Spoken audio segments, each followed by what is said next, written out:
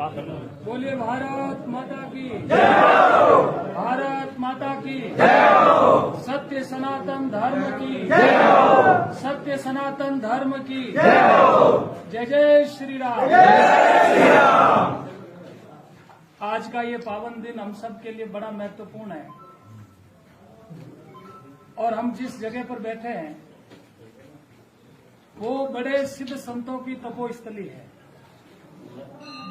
गुरुदेव के श्री चरणों में प्रणाम करता हूं और पूज्य सभी संतों के चरणों में प्रणाम कर मैं मेरी बात को शुरू करूं। आप सभी ने अपने मन की वेदना, मन की पीड़ा और जब व्यक्ति चारों तरफ से प्रताड़ित होता है,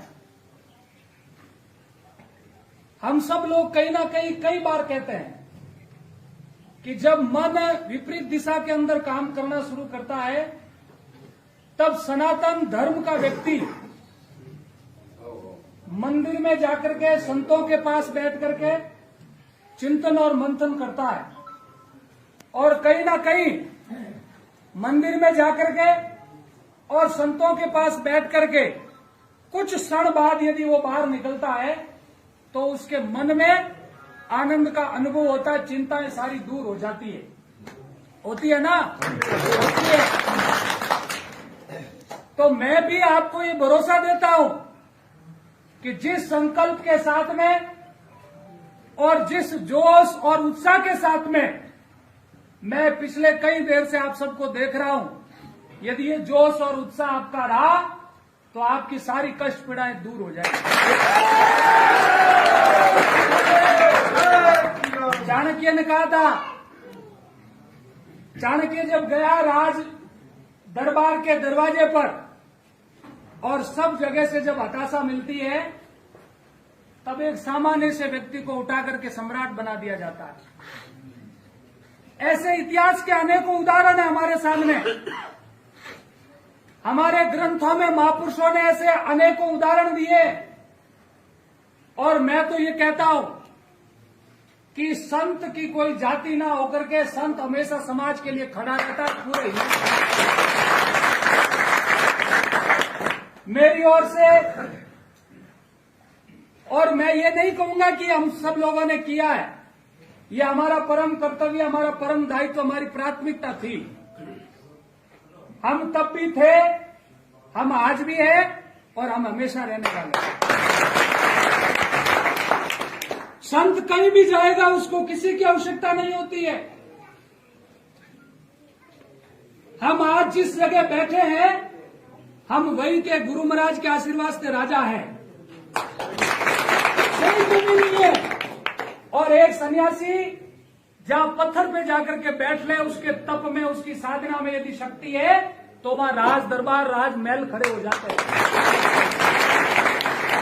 कोई आवश्यकता नहीं होती है। मगर जब जब भी इस धरती पर और मानवता पर, धर्म पर संकट पड़ा, हम जैसे छोटे छोटे असंख्य संत आए और उन्होंने धर्म की स्थापना की, अधर्म का नाश किया। मैं तो आप सबसे निवेदन करूंगा कि हमारी लड़ाई किसी से नहीं है। हमारी लड़ाई किसी व्यक्ति, किसी पार्टी या किसी समाज से नहीं है। हमारी लड़ाई प्रत्येक उस व्यक्ति से है जो धर्म के खिलाफ खड़ा होगा। महाभारत के समय कुरुक्षेत्र का युद्ध आप सब लोगों ने देखा होगा और उस समय एक समय ऐसा आया कि अर्जुन ने अपने बाण को नीचे रख दिया, अपने हथियार को नीचे डाल दिया और वो तिल मिलाकर के बैठ गया। तब भगवान श्री कृष्ण ने अर्जुन को कहा था, हे अर्जुन, आज यदि तू ये सोच रहा है कि तेरा परिवार सामने खड़ा है, आज तेरे मन में है कि मेरे भाई, मेरे काका, मेरे गुरुजन मेरे सामने खड़े हैं, और आज यदि तूने हथियार डाल दिया तो आने वाला इतिहास तुझे कभी माफ नहीं करेगा। और बंधुओं, आप सबको पता होगा अर्जुन ने वो गांडी उठाया और समूल अधर्म का, पाप का, अत्याचार का नाश किया और पुनः धर्म की स्थापना की। आज हम इतिहास में उनको याद करते, ग्रंथों में उनको पूजते हैं। ऐसे ही लोग समाज के बीच आए, उन्होंने कष्टों को हटा करके समाज को एक स्वच्छता दी और तब जाकर के ऐसे पूज्य लोग इस संसार में अमर हुए। मैं तो आपसे यही निवेदन करूंगा कि आज जो संकल्प हम सब ने लिया है, मुझे कई बार, मैं आपको ये बता रहा हूं और कई मेरे कार्यकर्ताओं को ये पता होगा, मेरे सभी भक्तों को भी ये पता होगा कि मैंने जितना अपने आप को रोका है, शायद कोई नहीं रोक पाएगा।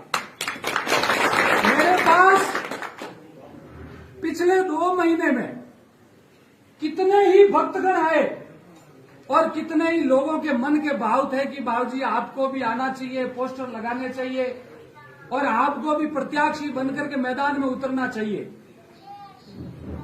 मेरे हिसाब से यहां पर भी कई लोग बैठे होंगे जिन्होंने ये बात कही, वो यहां बैठे बैठे सुन रहे होंगे। लेकिन मैंने सबसे यही कहा था कि हमें आवश्यकता नहीं है, हमें आवश्यकता नहीं है, हमें किसी प्रकार की राजनीति नहीं करनी है।